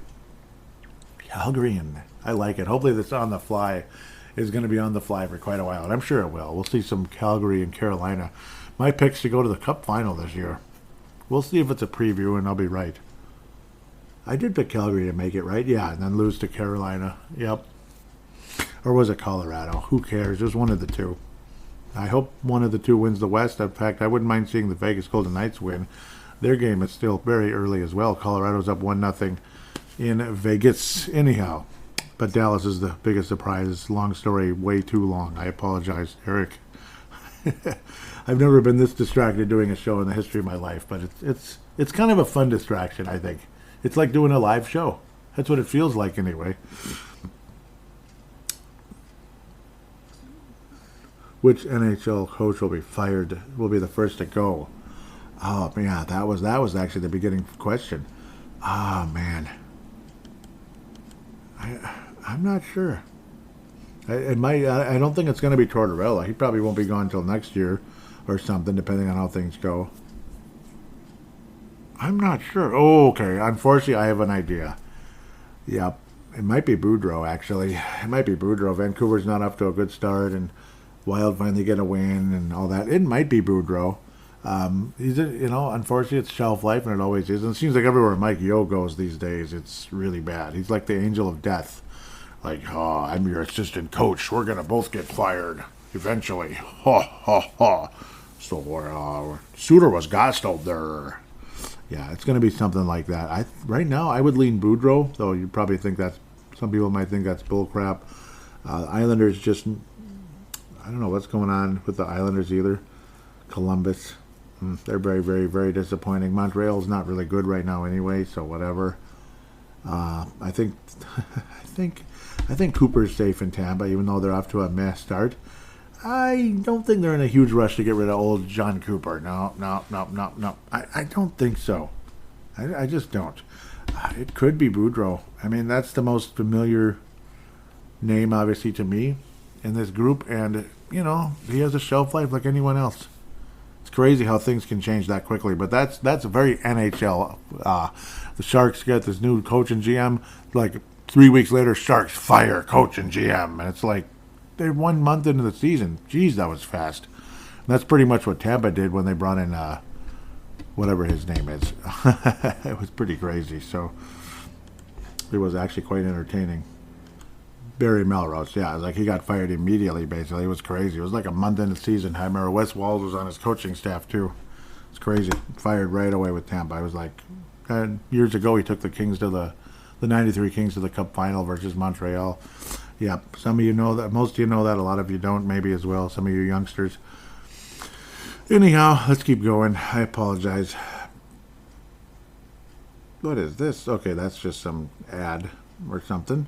Jay Bushy says, overall D-zone coverage has been very bad at times. The last 2 games, somewhat better. A little bit, yeah. I'm a little concerned with the play of Dumba and Brodin in our zone. Your thoughts on Team D zone play and the play Dumba and Brodin? It has been really bad. Really, really bad. It's been very disappointing. And oftentimes when goaltending looks really bad, it can be obviously terrible neutral zone turnovers by forwards. And just kind of like falling asleep on plays, just well, and you can't you can't make the turn, and it's a breakaway going the other way, just dumbass turnovers, or poor positioning defensively, and maybe crappy turnovers like Dumba, multiple turnovers today in the zone, obviously in our own zone, and it was terrible. Brodin has been moderately better. It's been pretty frightening, actually, to be quite honest. When you talk about the D-zone play, Dumba and Brodin, frightening. That's probably the best way to describe it. If it continues, this team has no chance to make the playoffs, and you might see people get fired at some point. It could happen, because the NHL is what the NHL is. The NBA is the league of I hurt my knee. I'll see you in 2.5 years, and that's not a joke. It's a fact. Like any type of actual serious out for the season type of injury, it's usually 2 years. It's ridiculous. I'm surprised they can still play after that. That they're not so removed from the game that they're still good enough to play again. I'm stunned, actually. That's what the NBA is known for, and of course, what's the other thing? Load management.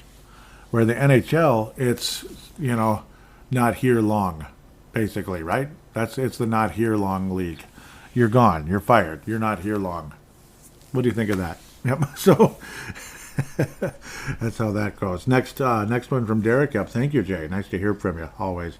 Derek says the NHL released pictures of all of this year's reverse retro jerseys. What do you think the Minnesota?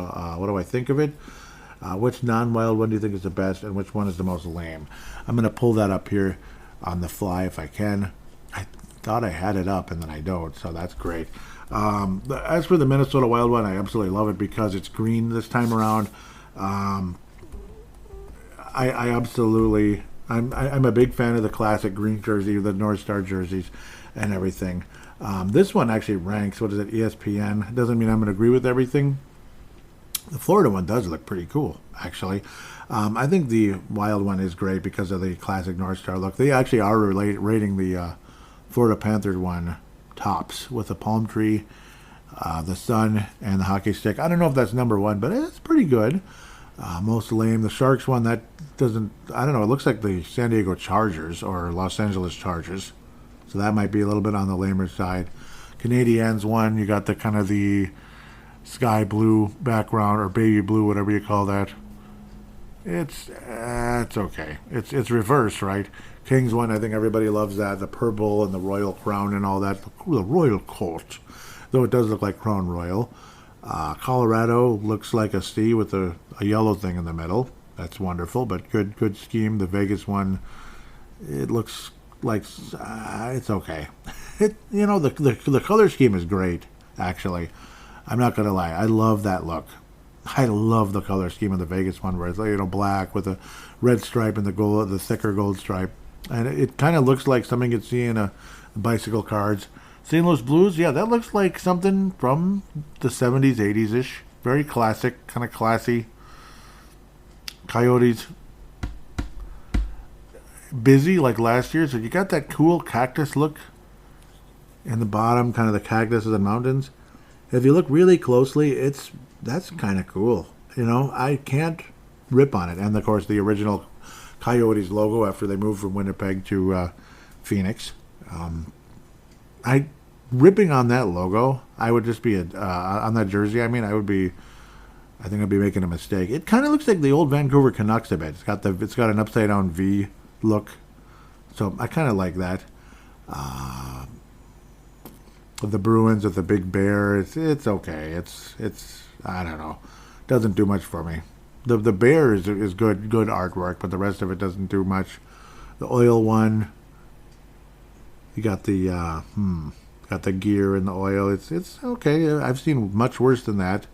The Islanders one is not for me. It's that crappy rebrand they did years ago. So that one's on the lamer side. So far, the Sharks are the worst. Number one is, I guess, for the Wild, is for me so far. What the heck is this? The Canucks? It's a guy skating and stuff. That's okay. Yeah, I hate that capital, that rebrand. Nope, sorry. That one's in the bottom for me, or close to the bottom. Detroit looks like it's from 1917. I kind of like it, though, just because it looks like it's from 1917, and I'm not kidding. That is what a sweater looks like. The Ducks one, doesn't look any... It's like original, kind of, sort of. But it's weaker than the original. The Rangers, they've done that like 50 times, I think. Where it's the Statue of Liberty. The Penguins, it looks like the Penguins when they weren't winning Stanley Cups. Yeah, so it's nice, but they weren't winning cups. The Dallas Stars one looks a lot like they did when they moved to Dallas, but a little bit extra green on the so I kind of like that one. But the Stars, the original Stars, even though it's a horrible, rotten memory for all of us, you don't know how much affection I had for that logo when it first came here, because I was 12, 13 years old. I wasn't thinking about them leaving town. I was thinking about, oh my God, what a nice rebrand, basically, without knowing what a rebrand was. I kind of did, but I kind of didn't. Oh God, I was in love with that jersey and that logo. So that one's closer to the top. Winnipeg Jets, good job. You got that classic look. Well done. I like that one. It's up, the classic Winnipeg Jets. New Jersey Devils look like the New Jersey Devils with a little bit more color. Great. That's wonderful. The Wild one is cool. It's a North Star jersey with the Wild logo on it. Chicago looks like 1917, but a little better than Detroit, actually. A little more interesting. And the crappy rebrand again. Buffalo, shame on you. But the classic colors of Buffalo, but unfortunately white. Not. It kind of looks like Nashville too much for me too. So that one's on the lower side. Seattle, it looks like the Seattle Kraken with a little bit fancier look. Okay. Nashville's got a meaner logo. That's cool, but it's really yellow and not that great. The Canes, it's okay. It's cool. Looks kind of like what they have going now for their third jerseys. Ottawa Senators, that's not bad actually. Same logo, but nice color scheme and design. Blue Jackets, about the same thing. Same logo, but similar design. Maple Leafs look like the Maple Leafs, whatever. Okay, the Calgary one. That's interesting. That looks like it's about the mid-90s, early 2000s-ish. Yeah, where they had that weird stripe going up to the sea. And instead of the sea being black, the torso is black. Interesting, actually. Not bad. Philadelphia looks just like Philadelphia with less colors. All right. But I do like the edges, though. That's kind of cool, like the orange. Tampa Bay, that's very busy and very interesting. A lot of lightning going on. That one's up there. And it's got the old look from the whatever it was. And they rated that the worst one. Interesting. I wouldn't rate that the worst one. Tampa's top 5, actually, so shame on you, ESPN. Calgary's not the bottom either. Yeah, 95, mid-90s. Who would I rate? And I'm sorry I'm dragging this so long, but something like this is I really enjoy this kind of stuff, so I dragged it out, and I apologize. The best one for me gosh, I don't know. Tampa Bay. No, it's, for me, the best one is going to be, it ain't going to be Washington. Some of those teams are going to share it. It might be Phoenix again, like last year. I really like that. Phoenix, you might have the worst team in the league, but you got the best jerseys, You really do. I think I'm going to go with the Coyotes. The worst one is probably the Sharks, because there's no shark. It looks just like, I think the Sharks is the worst one. Yeah, and they have that number 2. Okay, excuse me, I see what they're doing. They look like the Seals. Okay, of course. I thought that looked familiar. They look like the Seals, so that gets a little added respect from me. I apologize. Phoenix is number 1, and the worst one is going to be, drum roll, please, it's going to be the Washington Capitals. I think they had the worst one last time, too. Even though, I just don't like that look. I don't like it. It doesn't look anything like the Capitals. I don't know. It doesn't look anything like what I'd like the Capitals to look like, basically. Detroit, rating it badly is kind of mean. It's like picking on the past. I think Calgary, Tampa are 2-3 with Minnesota. That's the top 5. Calgary, Tampa, Minnesota, Phoenix. And was there one more? Calgary, Tampa, Minnesota, Phoenix. The next one, maybe Ottawa. The other bad one's Buffalo, yeah, but at least they have a cool color scheme to it, I guess. But it looks kind of like the Predators. Okay, we'll just stick with my top 4. Apologize for dragging that as long as I did, but I really enjoy stuff like this, so that's kind of how I am. I need to move a little faster. And yeah, it's exciting to talk hockey again. Should the Minnesota Wild or an NHL team consider doing an 8-bit or 16-bit style jersey? Oh, absolutely. Absolutely. I think that would be absolutely cool. Especially, it would probably have to be a team like the Kings, the Wild. I would love if the Wild did that. I think that'd be really sweet. Who would do it the best? Calgary would be way up there. He could be a really nice looking flame. I think Colorado probably could, maybe. I think Vegas actually would look really cool with it, with that helmet. I think that could be a cool look. And why not? It's Vegas. You can pretty much do anything with Vegas. Video games, cards, whatever a Golden Knight is. And now Colorado's up 2-0. Next, sorry, I'm babbling too much. Do the Minnesota Wild stick with their current goaltending situation for the rest of the season? Does GM Bill Guerin make a move, or does he stay the course and let it ride? Should he make a move, or just let us be bad if we really are? I wouldn't, look at Colorado. I was thinking about this earlier. Look at Colorado. Oh, good. And the Golden Knights just tied it up. Good. Good for them. Or did they tie it up? They must have disallowed the last goal, apparently. Cool. Colorado just tied it up. I'm happy about that. Oh, these are replays. I'm an idiot. Next. So I'm distracted myself looking at this. I wouldn't be surprised if he did make a move. And the sad truth is, even if he does make a move, it still might not work out, where the Wild missed the playoffs. And remember how Colorado sucked for a couple years after the Wild knocked them out of the playoffs in 2014, where the potential was on the moon. They were like, oh my God, Nathan McKinnon and Landeskog and these other really nice pieces. These really nice pieces on Colorado. And then they sucked for a little while, and then next thing you know, this guy named Cale Makar rolls in, and it's like, oh, shucks, it's over. Colorado's going to be the best team in the league. And so if the Wild were able to add a super-duper high-end prospect because of having a crappy season or two during this whole cap situation anyway, and young guys developing behind the scenes like Addison, well, not behind the scenes, but quietly developing while all this is going on, Addison. And then it gives time for Carson Lambos, O'Rourke, whoever. So some of these guys aren't going to make the team, but like Carson Lambos, I think there's a lot of high hope with him. Jack Pert, guys like that. And other forwards to develop, like Novak, if God willing, everything's going to be okay there.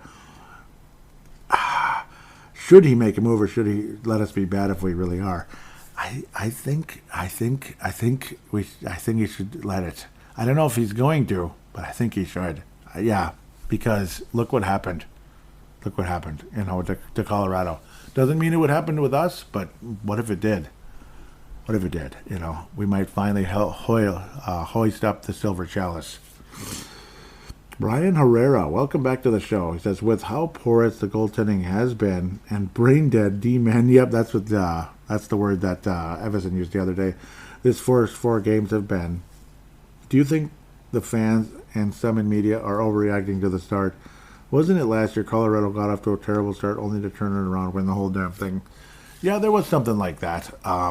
It was kind of weird how they started off poorly, but then they just took off and went crazy. It didn't take too long for Colorado to turn things around. I don't think the Wild are on that projection this year. I just don't. It'd be nice if they were, but I don't see it happening. I don't think the Wild are as bad as they've been, but maybe there are certain things that need to be cleaned up, and I do think certain defensemen will not be on this roster a year from now. I think one for sure won't be, but it's not going to kill us to make a move of some kind where hopefully one of the young players ends up really, really becoming something, and then you don't have to pay them a fortune just to keep them on the roster for a little while. You can have them on the rookie scale. So something very special could happen in the next 2 to 3 years if, say, we just happen to kind of suck this year for whatever reason and got a really high-end prospect, a really legitimate high-end prospect. So far be it for me to give you any type of super expert opinion about who that prospect would be and how great this team would be and how everything's going to happen. But maybe, just maybe, that could be what could really finally bring the Stanley Cup to Minnesota.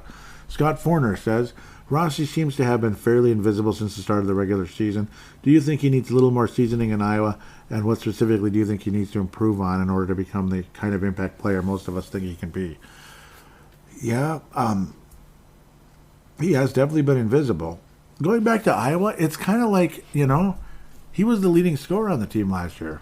That's kind of the thing. It's like, I think he's ready to graduate, kind of like I feel in my position at work, to the next level. Yeah, I think he's ready to graduate to the NHL. It's just, I'd say give it a little more time in the NHL, and if there's no evidence that he's turning the corner and becoming something, we'll have to wait and see. But hopefully he can hang out and become something with Boldy, and Goudreau, or Boldy and someone else, depending on what other roster move they might make between now and then.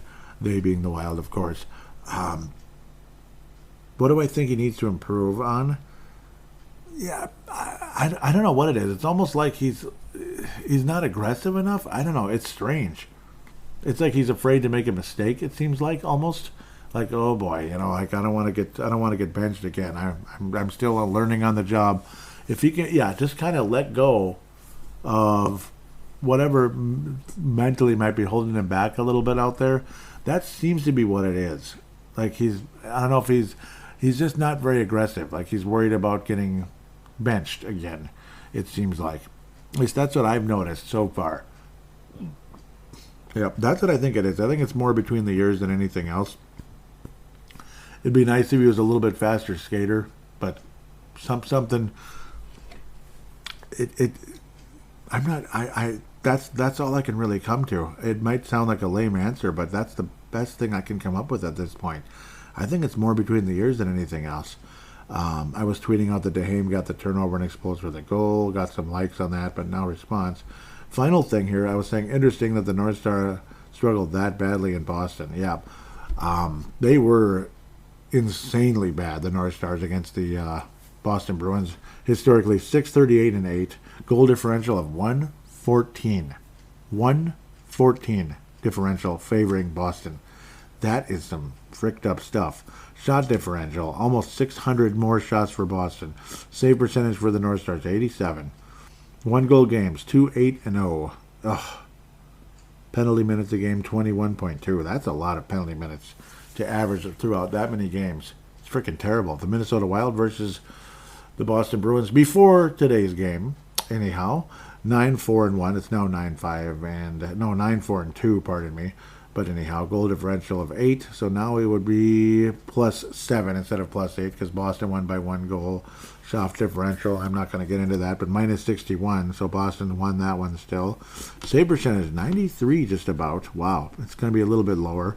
4-0-1 in 1-goal games, and unfortunately now they're 4-0-2 in those. Penalty minutes 10.4. I think we eclipsed that today as well. Couple replies here, and I really like the replies. General Soreness. Yep, we'll start with him, and then we'll get to Dan Minnesota. You can wrap up the show. General Soreness says, the North Stars were winless in their first 35 games at the Garden. 35 games at the Garden. Can you believe that? It was ridiculous. Yeah, it sure sounds like it, doesn't it? That is freaking insane, General Soreness, and thank you for bringing that to my attention. I remember hearing stuff like that, and then my mind blanked, and it's just, you realize how bad it is. They really did own the North Stars, and we played in the same division on occasion too, because the divisions kind of changed. I believe we were in the Adams division for a little while. It was kind of interesting. We weren't in the Norris the whole time. The North Stars were in Minnesota, Bloomington to be exact. General Soreness says the 81 playoffs were nuts. So man, I wish I got to see him. I was 2 at the time, unfortunately. I'm a 79er. Sonmore, Glenn Sonmore knew the North Stars were going to match up with the Bruins, and the fact the Stars had always gotten pushed around there was the impetus for the brawls on February 26, 1981. Yeah, I saw that video. Holy. North Stars get their first win ever in Boston in Game 1, and then took Game 2 also, and that changed everything. Yep, history changed after that, big time. And North Stars went to the Cup final that year, and unfortunately, didn't win the Cup because we ran into the frickin' Islanders, who were the best team in the league at the time. But obviously they won 4 Cups in a row, and that was number 2. Scott Forner also goes back that far. That's cool. He says, I remember that series well. It was so awesome. I can imagine it really was. I really wish I could have seen it. And Dan Minnesota says, all detailed in part 3 of my doc, releasing next week. Awesome, Dan. I'm looking forward to it. I thought I replied. What the hell? Yeah, I did. Just not showing here. Here we go. I was saying, awesome. I look forward to that.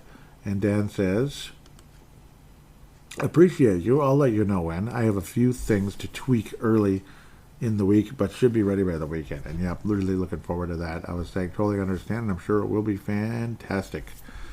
It looks like that was retweeted. Cool. Or nope, maybe it was retweeted. He said it's 2.5 hours, but I'm apologetic about that. I'm including everything I think is important from the 80s. Lots of video.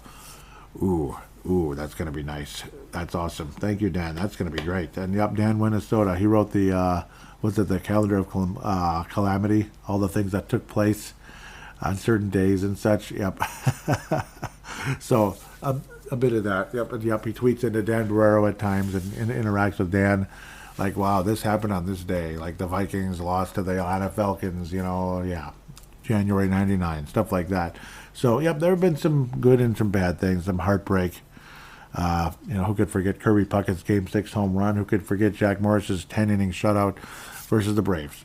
It doesn't get better than that. It's greatest. That was pretty much the best day of all time for Minnesota sports, other than, of course, beating the Cardinals, I'm sure, which was our first world championship, other than the Minneapolis Lakers winning titles when basketball wasn't all that big yet back in the 50s. It's a long time ago, eh? But no, thank you guys so much for the interaction. I appreciate it 1,000,000%. Great questions and great conversation. I'm sorry if I babbled way too much about the retros, but I don't know. I'm interested in that kind of stuff. I think it's fun, and it's cool to see all the different designs. Phoenix wins again for me, man. That's back to back.